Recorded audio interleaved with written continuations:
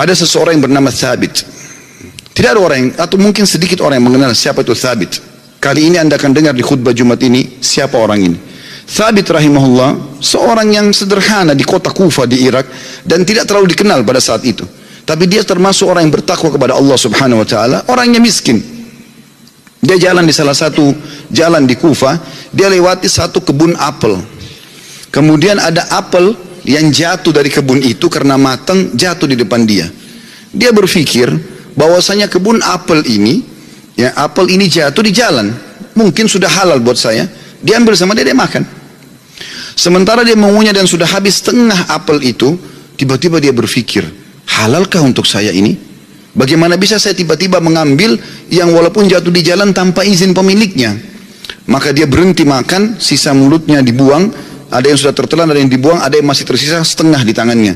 Lalu dia segera dengan ketakutan masuk ke dalam kebun tersebut mencari. Dia temukan ada sebuah rumah gubuk, lalu dia berkata, apakah Anda pemilik kebun ini? Dia mengatakan, bukan. Pemilik kebun ini jaraknya 1 hari dari sini. Kata pemilik, orang penjaga kebunnya, kenapa? Dia bilang, saya tadi mendapatkan apel jatuh di sini, kemudian saya makan setengahnya. Saya pikir karena jatuh di jalan, mungkin halal buat saya. Tapi tiba-tiba saya ketakutan sekali. Takut Allah hisab dengan apel ini. Tolong Anda halalkan. Kata pemilik kebunnya, atau penjaga kebun pun, karena dia bertakwa sama Allah, dia nggak langsung main halalin. Dia mengatakan, sungguh tidak ada di tangan saya wenan itu. Pemilik kebun ada 1 hari dari sini. Kata Thabit rahimahullah, demi Allah saya akan datang ke sana. Jalan sehari semalam jalan kaki hanya untuk mencari kehalalan setengah apel yang sudah dia makan. Karena takutnya dihisab hari kiamat.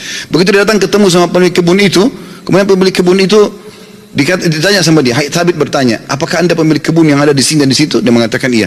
Dia bilang, saya jauh-jauh datang sehari semalam perjalanan karena kemarin kejadiannya begini. Saya temukan ada apel jatuh satu dari pohon Anda di jalanan, lalu saya memakannya karena saya lapar. Kemudian saya tiba-tiba ketakutan pada saya sudah makan setengah. Setengahnya sudah ada, sebagian saya makan, sebagian sudah saya buang, ini setengahnya tersisa. Walaupun sudah busuk saya tetap bawa. Tolong halalkan.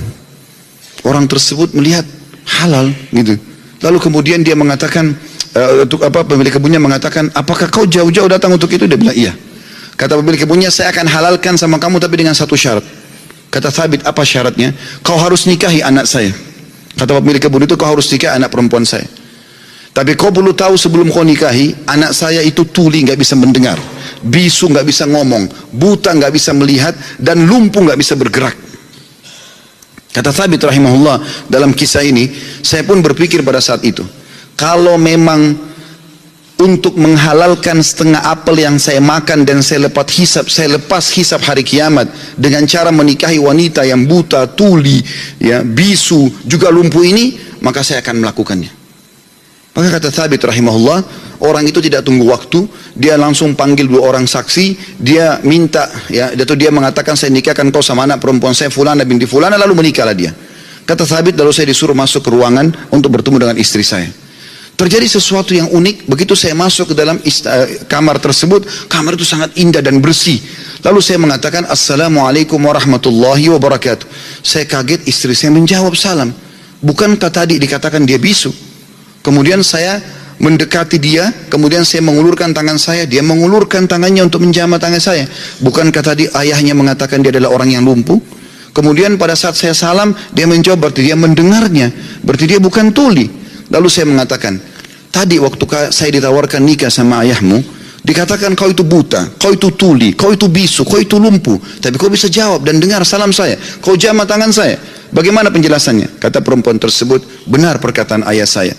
Mata saya memang buta karena selama ini saya belum pernah melihat sesuatu yang haram. Saya buta dari yang haram. Telinga saya tuli dari sesuatu yang haram karena sampai detik ini belum pernah telinga saya dengar yang haram. Lisan saya bisu dari sesuatu yang haram karena tidak pernah saya ucapkan kecuali yang halal atau yang boleh saja, dan tubuh saya tidak pernah tersentuh kecuali yang halal. Dan ayahku memilihmu sebagai suamiku karena kau telah takut kepada Allah dan meninggalkan yang haram. Apa yang terjadi teman-teman? Kata Thabit, saya pada saat membuka tirai penutup wajah perempuan tersebut, saya temukan perempuan itu orang yang paling cantik, orang yang paling salihah, bahkan menghafal kitabullah. Dan subhanallah, dari keberkahan pernikahan yang meninggalkan yang haram itu, lahir seorang ulama muslimin, Abu Hanifah rahimahullah, salah satu ulama dari 4 madhab yang hampir seluruh Eropa, Turki, bahkan India dan Pakistan menggunakan madhabnya. Lahir dari seorang Thabit, masyarakat biasa yang meninggalkan sepotong apel yang haram.